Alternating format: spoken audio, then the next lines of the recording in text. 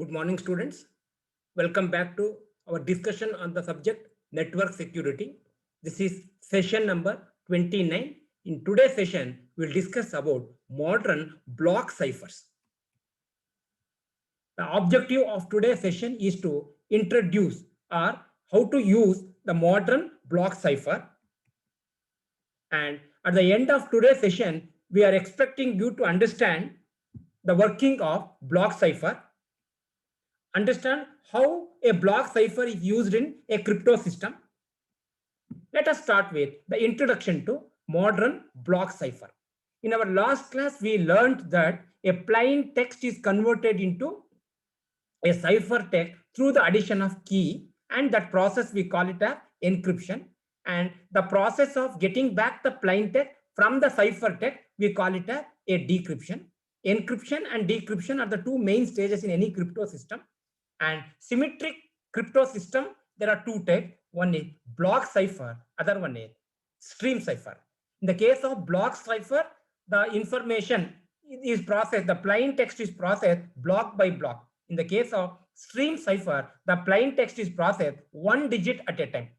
So for a modern block cipher, the input will be a block of plain text and the output will be a block of cipher text. So the plain text has to be converted into cipher text. So that is the process. The main purpose of converting a plain text into cipher text is to protect, is for securing the data so that a hacker will not easily hack the plain text.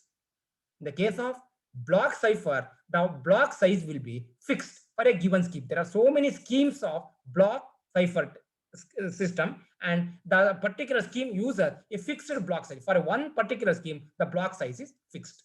And the performance of a block cipher does not depend on the block size. So irrespective of the block size, the performance will never change by changing or by varying the block size.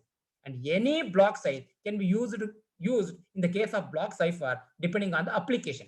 I told earlier, the performance never depends on the block size. So depending on the application, the block size is decided. So the basic principle of a modern block cipher is to accept a plain text and process the plain text block by block for converting into a cipher text. So this is the block diagram of a block cipher scheme. See, the input will be a block of plain text. Using the encryption key, the block of plain text is converted into a cipher text. So input will be block of plain text. The output will be block of cipher text. The plain text is converted into cipher text using the process called encryption. And the encryption, plain text is encrypted into cipher text using the addition of an encryption key. Even though the performance of a block cipher does not depend on the block size. So any block size can be used suitable for an application. But there are certain tips for deciding the block size. The first one is don't select the block size too small.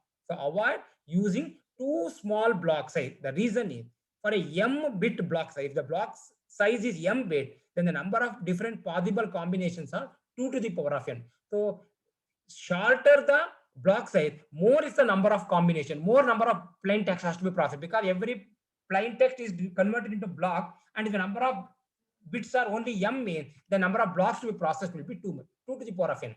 So if you reduce the block size, number of blocks to be processed for converting the plain text into cipher text will also increase, and it is easy for the attacker to crack. And attacker generally use a technique called dictionary attack by building a dictionary of plain text versus cipher text pair. For which plain text, what will be the equivalent cipher text? So that looking after is done through dictionary attack. So more the block size, more difficult to crack.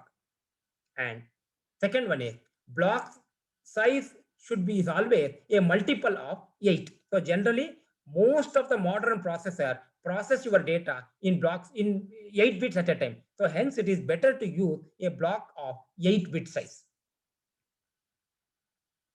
At the same time, don't take the block size too big also. Avoid very large block size. The reason for avoiding very small block size is to reduce the number of blocks to be processed. The main reason why the block size should not be large is because if you make the block size too large, it is difficult for the processor to handle the data, and your cipher, the technique become inefficient. And whenever during, if the block size is too big means, then in order to make it a fixed block size, we should add some extra information to that one. That extra information we are adding, if we call it as a padding information. So it needs to be padded. And at the same time, it makes the system insecure in many situations. As an example, consider a block cipher where the size of each block is 64 bit and the plain text has 150 bit. In that case, how many blocks you have to make? You have to make it a 3 block. First block is first 64 bit, next block is next 64 bit. So the first 2 block size will become 128 bits, whereas your plain text has 150 bits. So last block has only left with only 22 bits. 64 plus 64 becomes 128. For to make it 150, another 22 bits. So in the last block, we have only 22 bits. So in order to make it again 64 bit, you should add extra information to convert that one into 64 bit, because every block should be of same size called 64 bits. There are different types of block cipher available suitable for an application. Some of the most popular and widely used block ciphers are digital encryption standard, that's called a DES. This is the most popular cipher, especially during the period 1990. It is considered as a broken block cipher. It is regarded as a broken block cipher because of its small key size. The key is generally required to convert the plain text into cipher text. The key number of bits used in the key will be very small in case of digital encryption standard. The second one is advanced encryption standard called as AES. It is relatively a new block cipher based on the encryption algorithm called Rijandal. That won the competition called AES design competition. So this method, this standard won the competition in AES design. The third one is IDEA. It is sufficiently a strong block cipher with a block size of 64 and the key size of 128. So here the plain text is divided into block of 64 bit. For each 64 bit, a 128 bit key information is added to convert that one into a cipher text. Next one is two-fish.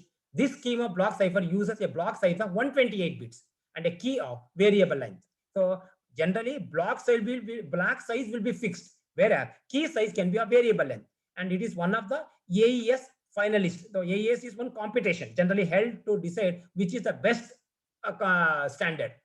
It is based on the earlier block cipher Blowfish with a block size of 64. The Blowfish has a size of 64 bit. It was modified to come out with another version called Two-Fish, where the block size will be 128 bits. And the next one is Serpent.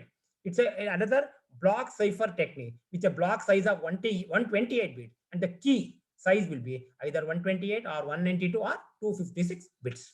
So these are some of the variants of block cipher techniques. So depending on the application, we can choose whichever we want.